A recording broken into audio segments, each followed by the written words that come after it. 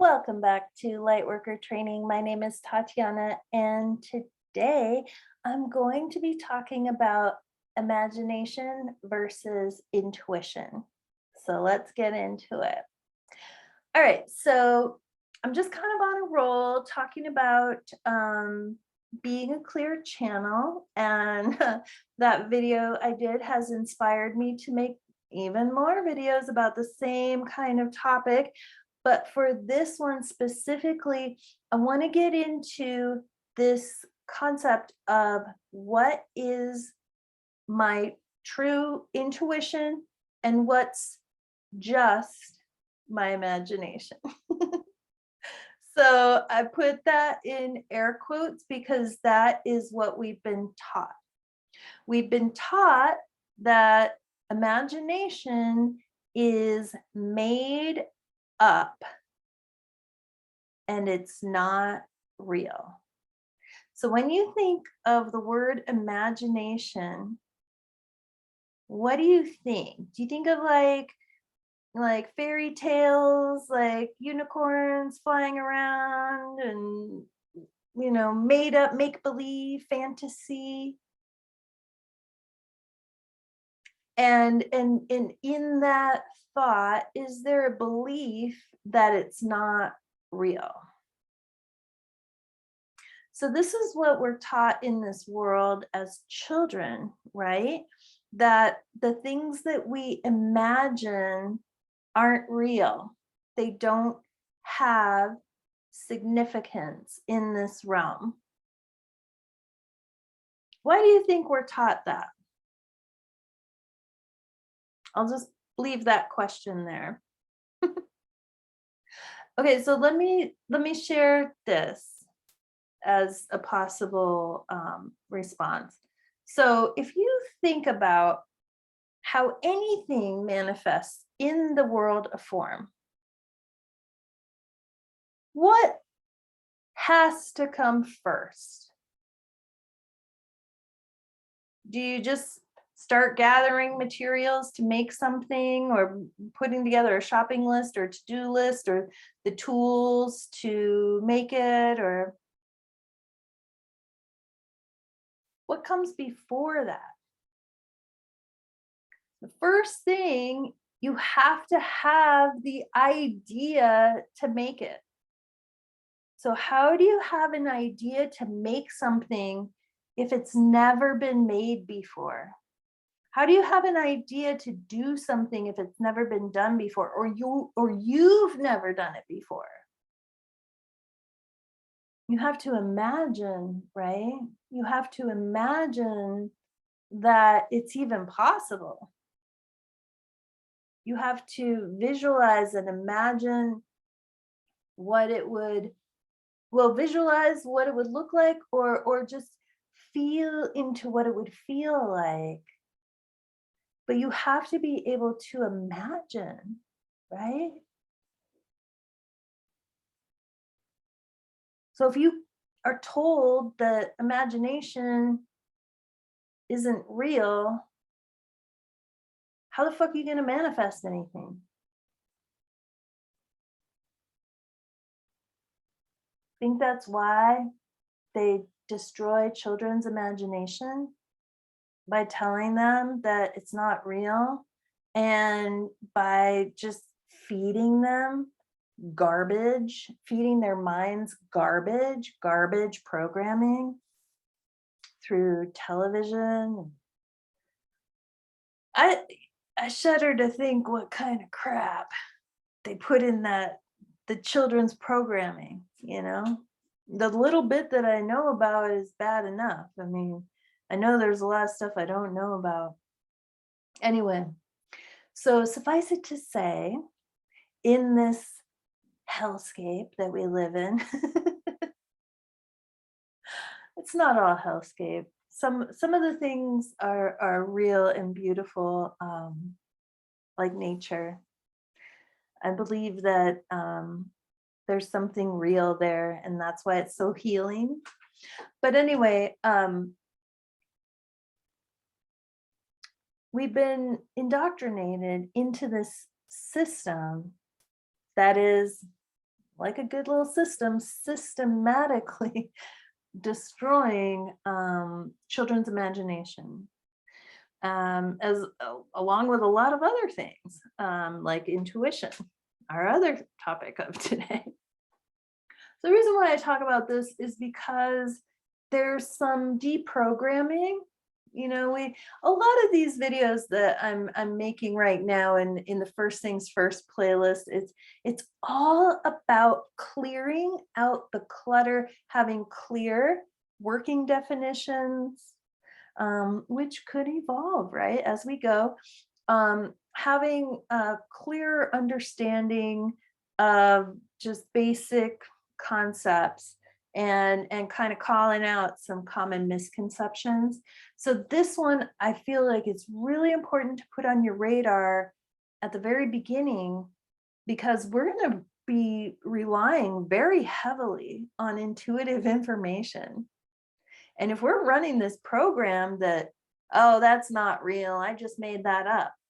I mean, chances are, unless you grew up with a professional intuitive that trained you to be an intuitive too, chances are you've got a program in there somewhere that says, oh, I just made this up.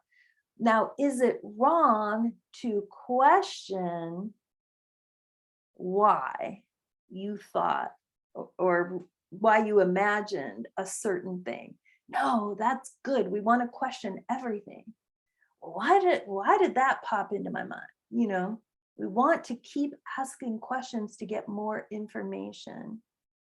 But to just write something off immediately because you have an idea or a belief that you just made it up, and imagination isn't real, doesn't have any validity. So one thing that I would put in the mental marinade, just see what's cooking with it, see if you want to cook something up with it, is that maybe imagination is part of the language of intuition. Maybe those things are not so easy to separate out. And also, okay, here's a quote. I believe it was Conversations with God. I was listening to the audiobook at one point, and Neil Donald Walsh says, well, how do I know I'm really talking to God and I'm not just making this up? And God says, is there a difference?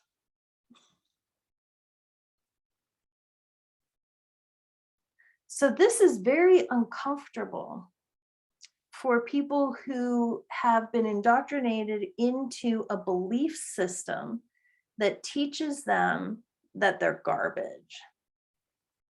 Because we're starting to bump up against this idea and possibility that maybe we are very powerful co-creators with God, and that God is always speaking through us, to us, through our intuition, through the things that we imagine. So I'm not saying that the imagination is only used for positive, because we definitely imagine horrible, negative things too. But it behooves us to ask the question, why did I imagine that?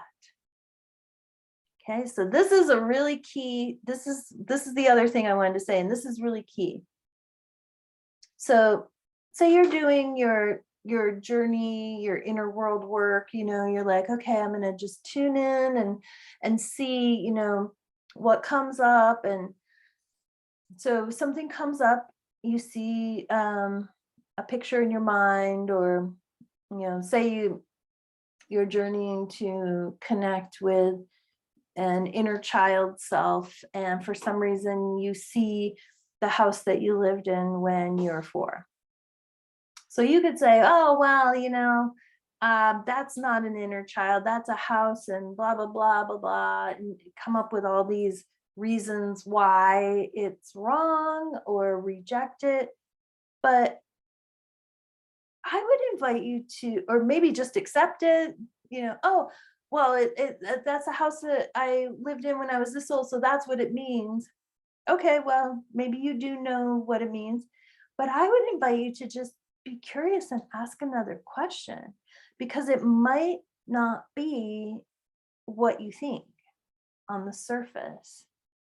But I will say that you did not imagine that for no reason. So saying like either way, there can be a pitfall. Totally dismissing it because you just made it up, or just accepting it without further discernment, right? So we gotta, you know, keep walking that razor's edge of intuition and discernment. But there's always a reason why a certain thing came up in your mind. And I see this happen with clients all the time. I'll be clearing energy and tuning into something, and I'm guiding them because I would rather just guide people and let people discover it for themselves so that they can have a really profound experience of something for themselves. Because if I just tell them what it is, that's not really empowering. So I'm all about empowering people, right? That's why I'm sharing this stuff with you all, so you can have these tools and awareness to empower yourself, to discover things for yourself. Anyway, so if I'm guiding somebody in a process and they see or feel something, they might say something like, well, I don't know. I mean, this doesn't make any sense, but I just keep seeing this. And you can feel in that how there's like a discounting, or saying like, that doesn't make sense. There's no reason for it. It's not real. I just made it up. It doesn't have significance. But for whatever reason, that's what's coming up, right? So I would invite you to just be open to receiving whatever it is that comes up, and trusting that there is a reason why you imagined that specific thing. So when you're tapping into your intuition, you get a hit on something, trust there's a reason why, and then ask, why. Ask yourself why, or what that means.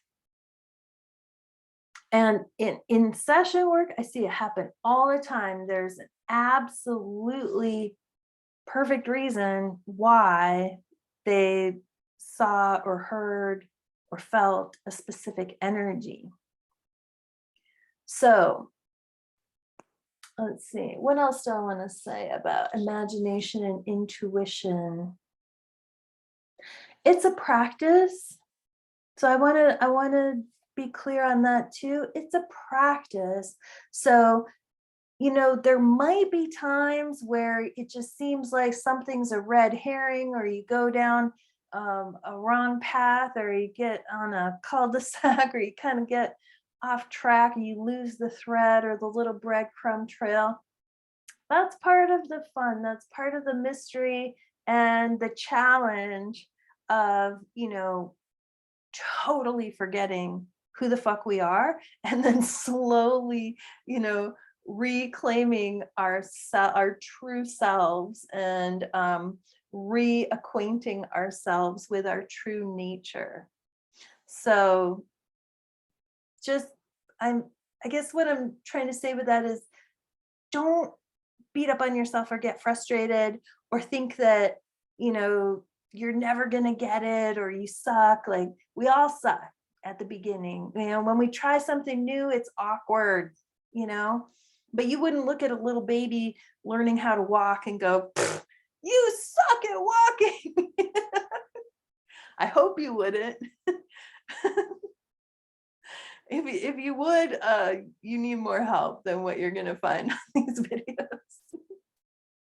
But, um, but yeah, so we're just relearning all of these things that are actually very natural and our natural state of being. So, like I said before, if our intention is to get back to the truth of us, we are guaranteed to succeed because it's the truth of us. It's eternal and it is here to be discovered.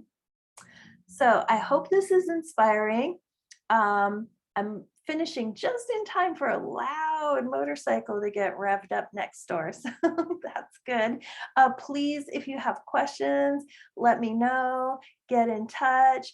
If you don't want to wait for all the videos, grab a copy of my book and then you can cut to the chase.